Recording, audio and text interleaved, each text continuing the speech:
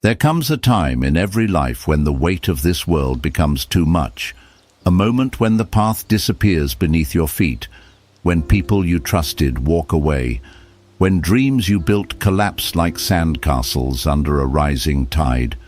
You stand there, heart heavy, hands empty, and wonder why. But what if this wasn't your ending? What if it was your beginning? In Buddhism, suffering is not a mistake. It is not a punishment. It is a sacred messenger, a quiet guide leading you back to truth. As the Buddha once said, pain is certain, suffering is optional. Just as a lotus rises unsoiled from muddy waters, so too can we rise from sorrow, pure, aware, and awakened. Today, I'll share 7 powerful lessons from Buddhist wisdom to help you realize that life didn't break you to destroy you, but to awaken you, because sometimes what shatters you is what truly saves you. 1. The break is the start of seeing clearly. Most people live their lives behind an invisible curtain, caught up in a race they never questioned. We chase things like approval, recognition, material success, and emotional comfort, thinking that if we just have these things, we'll finally be happy. But the truth is, many of these things only give us temporary relief. They distract us from deeper questions. They make us feel busy, but not fulfilled. We start to believe that our worth is tied to what we own, how others see us, or how smoothly life goes. That's the illusion. Then suddenly, life breaks something you thought would always be there. Maybe someone you love walks away. Maybe a dream you've worked on for years collapses. Maybe an unexpected tragedy shakes the ground beneath your feet. In those moments, it feels like your whole world is falling apart. But something else is happening too, something quieter, deeper, and more important. The illusion starts to crack. You begin to notice what you couldn't see before. You start to realize that some of the things you depended on were never really stable. Maybe the job wasn't your true passion. Maybe the relationship was built on fear, not love. Maybe the identity you clung to was never really yours. Pain strips away what is false. It clears away the fog. It forces you to stop and ask, what is actually real in my life? This kind of breaking hurts deeply, but it is also a beginning. Because once the surface shatters, the truth underneath can finally come to light. You begin to see how much of your life was shaped by fear, by habits, by trying to please others. You begin to see what really matters. And that painful clarity becomes your first step toward a more honest, awake, and peaceful life. 2. Pain is a doorway, not a life sentence. When pain enters your life, it often feels like a wall, solid, cold, and impossible to get past. You might feel trapped inside your suffering, as if you've been thrown into a prison with no key and no way out. But Buddhist wisdom teaches us something radically different. It tells us that pain is not a wall, it's a doorway, a passage, a teacher in disguise. Suffering in Buddhism is not the end of your peace, it's the path to it. The first noble truth teaches that suffering exists in every life. But the purpose of that truth is not to make you hopeless, it's to help you stop running. Because as long as you see pain as something to escape from, you will never stop being afraid. But when you begin to see your pain as a teacher, your entire relationship with it changes. Instead of asking, why is this happening to me? You begin to ask, what is this here to teach me? That single shift opens the door. When life breaks you, you're not being punished, you're being invited to go deeper, to stop living on the surface, to step away from the noise of the world and listen to the quiet truth inside you. The pain is pointing somewhere. It is asking you to examine your attachments, to look at what you've been clinging to, whether it's people, expectations, control, or old versions of yourself. This doesn't mean that the suffering itself is easy. It doesn't mean you have to like it, but it does mean you no longer have to fight it. Instead of resisting, you can begin to observe. You can sit with it. Breathe with it, and in doing so you start to see that the pain has edges, that it rises and falls, that it does not last forever. When you treat your suffering as a path instead of a prison, something beautiful happens. Your pain transforms. What once felt like punishment begins to feel like guidance. What once seemed like a curse begins to reveal itself as a gift. You are not stuck. You are not doomed to carry this forever. You are walking through something, not into it. And on the other side of that doorway is clarity, healing, and a version of you who sees life more deeply than ever before. 3. What you lost was never meant to stay forever. When life takes something or someone away from you, the pain can feel unbearable. You may feel abandoned, betrayed, or even punished. Your heart holds on tightly, clinging to the memory, the attachment, the way things used to be. You replay old moments in your mind and wonder why it all had to change. But Buddhism reminds us of a deep truth that is hard to accept in the middle of grief. Nothing lasts forever. This principle is called anicca, or impermanence. Everything in this world, our possessions, our relationships, our titles, our bodies, is temporary. Everything is constantly changing, whether we notice it or not. And yet, we often live as if the things we love will stay the same forever. We make plans, we build dreams, we form attachments, and then life, in its quiet wisdom, reminds us that all things are borrowed. That relationship you lost, it may have taught you what love is. That job you were forced to leave, it may have led you closer to your real purpose. That friend who walked away may have cleared space for someone who truly sees you. When you hold on to what's gone, you suffer twice, once from the loss, and again from the refusal to let it go. Letting go does not mean forgetting. It does not mean erasing the past. It means accepting that the past cannot be brought back, and that your peace depends on loosening your grip. When something falls away from your life, it is not always because you failed. Sometimes it is because you are being guided to something better, or to someone you've neglected for too long, yourself. Buddhist wisdom teaches us to observe life as it is, not as we wish it to be.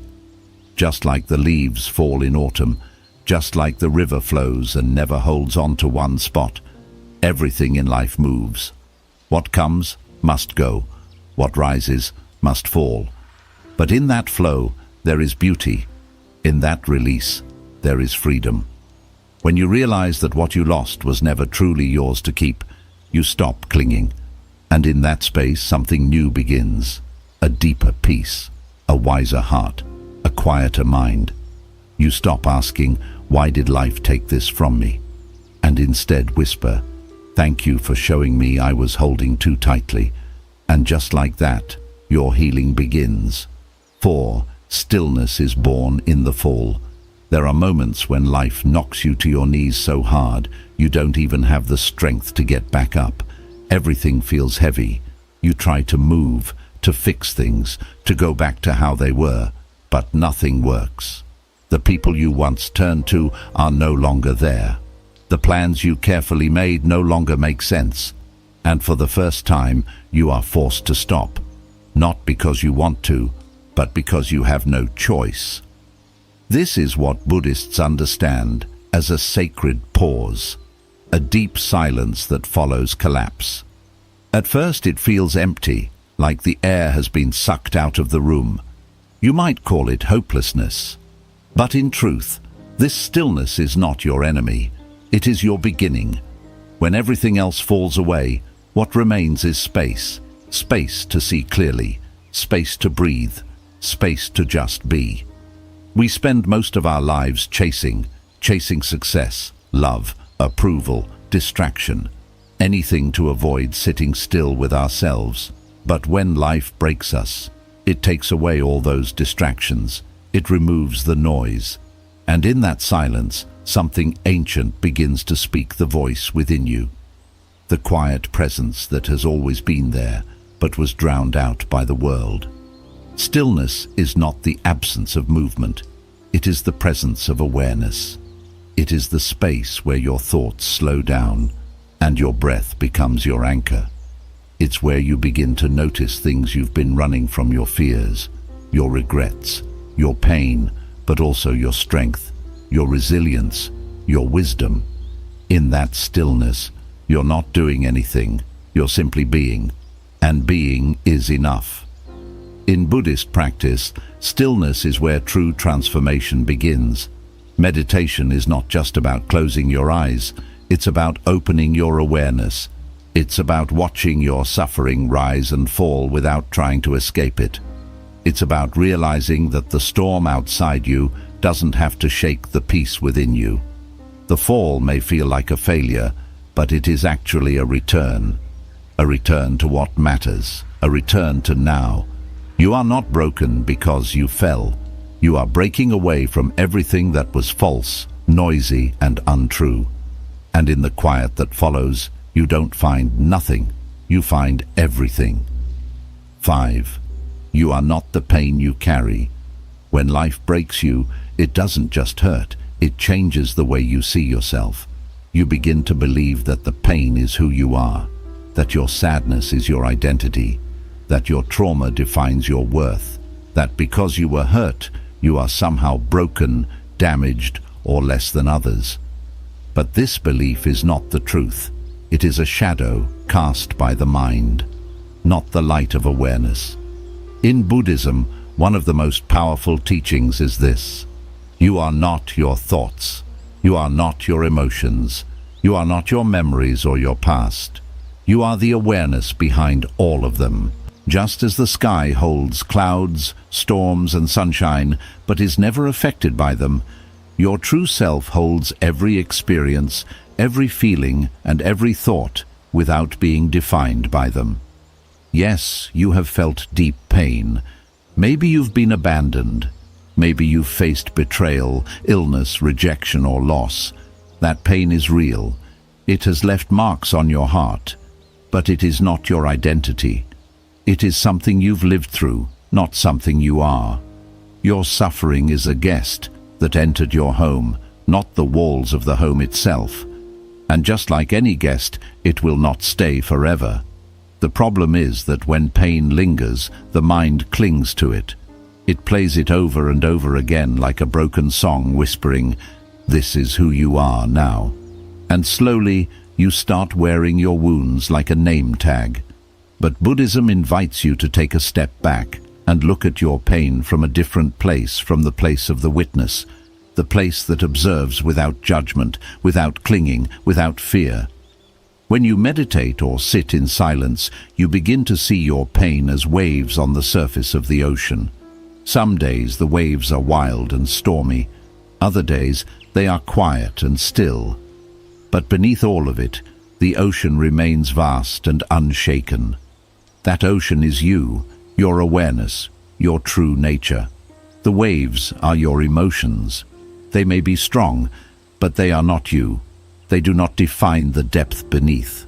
The moment you stop saying, "I am broken," and instead say, "I am experiencing pain, but I am not the pain," you take back your power. You create space between your soul and your suffering. And in that space, healing begins. Not because you force it, not because you fix it, but because you no longer let it own you. You start to treat yourself with more compassion. You begin to understand that the way you feel is not a reflection of your worth. It is just a moment passing through you. You begin to see that you can hold grief without becoming grief, that you can carry sadness without drowning in it, that you can feel fear without being ruled by it. And most importantly, you begin to remember something that your pain tried to make you forget, that deep down, beneath all the cracks and scars, you are still whole. You always were. You were never the storm. You were the sky holding it all. So the next time you feel broken, remind yourself gently, this is a feeling, not a fact. This is a moment, not a lifetime. The pain you carry is not who you are. It is what you've survived. and what you've survived has only made your light stronger. 6. Brokenness makes you more compassionate, not less whole. In the quiet aftermath of being broken, something unexpected begins to grow. Not bitterness, not weakness, but tenderness. You may not notice it at first, but as the dust settles and your heart begins to soften, you find yourself understanding pain in a new way. Not just your own, but the pain of others. The very suffering that once isolated you now opens a door to connection, to empathy, to something Buddhism holds as sacred compassion. We are often taught by the world to hide our broken parts, to mask our sorrow with smiles, to act like we're always okay, to move on quickly so no one sees our wounds. We're told that to be strong means to be untouched by pain. But Buddhist wisdom teaches the opposite. It teaches that real strength is not the absence of pain. It is the ability to sit with pain, to learn from it, and then to use it to help others heal.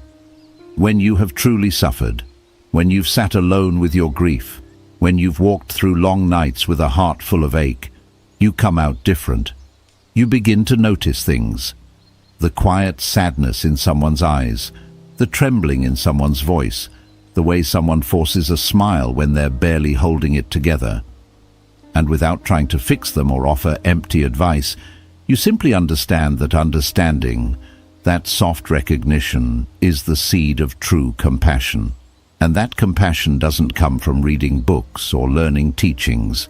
It comes from your own breaking. It comes from the nights you thought you wouldn't make it, but did. It comes from every moment you felt unseen and still chose to be kind. It comes from your lived experience, raw, real, and unfiltered. In Buddhism, the Bodhisattva, the awakened one who chooses to stay and help others, represents this spirit. The Bodhisattva doesn't help because they are flawless. They help because they've known suffering, found awakening, and now want to ease the pain of others. They know the path because they've walked it themselves, and that can be you too. Your brokenness is not a weakness. It is your strength. It doesn't make you less able to love. It makes your love more genuine, more grounded, and more honest. You stop feeling the need to prove yourself. You stop judging others for their pain. You no longer rush their healing or compare their journey. You simply sit beside them with an open heart, without fear. This kind of presence is rare. It's not loud, it's not showy, it doesn't seek attention, but it stays with you. Because when someone has been broken and healed, they carry a special softness, a quiet wisdom that doesn't try to impress, only to understand. That is the beauty of compassion born from pain. It's not pity, it's not pride, it's connection. It says, I've been there, I know how it feels, and I'm here with you. So if you've been hurt and you worry that your pain has made you less, remember this. Your brokenness hasn't made you smaller. It has helped you grow. It has deepened your well of empathy. It has created space in your heart where others can rest. And that is a gift the world deeply needs. You don't need to be fully healed to be a light for others. You only need to stay soft, even after everything you've been through. And in that softness, in that quiet, steady kindness, you become someone who not only survives suffering, but transforms it into peace, not just for yourself, but for everyone whose life you touch. 7. The break was the awakening you didn't know you needed. At first, breaking feels like an ending, not of your physical life, but of everything you believed yourself to be. It feels like losing your sense of self, the collapse of meaning, the fading of a future you once saw so clearly. You look around, and everything seems unfamiliar. You try to move forward, but the path you once followed has vanished. In that dark, confusing space, it's easy to believe that it's all over, that the breaking has damaged you beyond repair, that life has taken more than it could ever give back. But what if this wasn't destruction? What if it was a quiet beginning, a sacred unraveling, not meant to end your story, but to start a new one, built on truth. Buddhist wisdom teaches us that suffering isn't a punishment, it's the gateway to awakening. Even the Buddha didn't awaken in ease. His journey began in discomfort, with questions that cut through illusion. He saw sickness, aging, and death, and for the first time realized that no pleasure in life could protect him from suffering. And in that painful truth, a deeper journey began, not outward, but inward. Your breaking is your version of that moment, when your heart shatters, when illusions fall away, when everything seems to collapse. Something ancient inside you begins to awaken. The part of you buried beneath expectations, noise, and routine starts to rise. At first, it doesn't feel like awakening. It feels like being lost. But what's really happening is the release of false layers, the letting go of roles you were never meant to carry, of identities shaped for survival, not for growth. The ego, built on control and attachment, fights this breaking. It grieves the loss of what once was. It longs to return. But the soul, the quiet eternal part of you, knows that going back would mean falling asleep again. And so, life gently pulls you forward, even if it pulls you through pain. The lotus flower, a sacred symbol in Buddhism, grows only in muddy waters. Its beauty doesn't come despite the mud, but because of it. Without the dark, heavy waters, it cannot rise. The mud feeds the roots, the darkness strengthens the stem, and slowly, from the lowest place, something beautiful begins to rise, clean, open, and untouched by the mud it came through. This is your awakening. It may not arrive all at once. There may still be days when pain returns, when doubt shouts louder than truth. But slowly, something begins to shift. You start to notice the quiet space between your thoughts. You begin to respond rather than react. You start to appreciate your breath, the stillness, the present moment. You come to understand that peace was never found in a perfect life. It was always in perfect presence. You begin to see that the things you once chased, approval, control, status, security, were never the true answers. You start to feel lighter, not because everything around you is perfect, but because you've stopped holding what was never yours to carry. The old self, the one built on fear, on pleasing others, on pretending, starts to fade. And in its place, a more authentic self rises, one that is not afraid to feel, not afraid to release and fully awake. You may not have chosen the breaking. You may still carry the ache of what was lost. But when you look more closely, you'll see that what broke was never really you. It was just the outer shell, gently, painfully cracked open by life to reveal who you truly are. The awakening was hidden within the falling apart. And now you begin to see with new eyes. You walk with more grounded steps. You speak with a gentler voice, not because you're weaker, but because you've grown wiser. You no longer hold tightly to the illusion of control. You no longer fear the unknown. You now understand that everything can be taken from you, and still you will rise. You know that even if life breaks you again, and it might, you are no longer afraid, because the breaking is not the end. It is a return to stillness, a return to presence, a return to the sacred truth within you that has always been there, quietly waiting for you to awaken. If you're still carrying the weight of what hurt you, remember this: you are not beyond repair. You are not too far gone. You are not ruined. You are simply in the middle of something sacred, something that cannot be rushed, forced, or skipped. Healing is not a straight path. Awakening is not one single moment. And peace is not something you find. It's something you return to once the noise quiets and only the truth remains. Everything life took from you, everything that fell apart, everything that ended, it wasn't meant to destroy you. It was meant to remove the layers that were never truly you. It was meant to soften your ego and open your heart. It was meant to slow you down so you could finally listen, truly listen, to the still, wise voice within you. The voice that has been whispering all along, "You are not your pain. You are not your past. You are not your story. You are awareness. You are presence. You are the witness." And the very fact that you are still here, still breathing, still moving forward, is proof that your story isn't over. It's only now beginning to become real. Let the breaking open you. Let it teach you. Let it soften you. And above all, let it guide you back to yourself. Not the self shaped by fear or by others' expectations, but the true self, the one who watches, forgives, and shines quietly in stillness. As the Buddha said, no one saves us but ourselves. No one can, and no one may. We ourselves must walk the path. And now you are walking it, gently, bravely, and fully awake. May your journey be filled with stillness. May your heart grow lighter with every breath. And may your pain no longer be a prison, but a path. If this touched your heart, share it with someone who's still healing. Someone who needs to remember that being broken is not the end. It's how the light gets in. Until next time, be kind to your heart.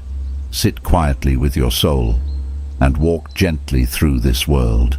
You are healing, and that alone is a miracle.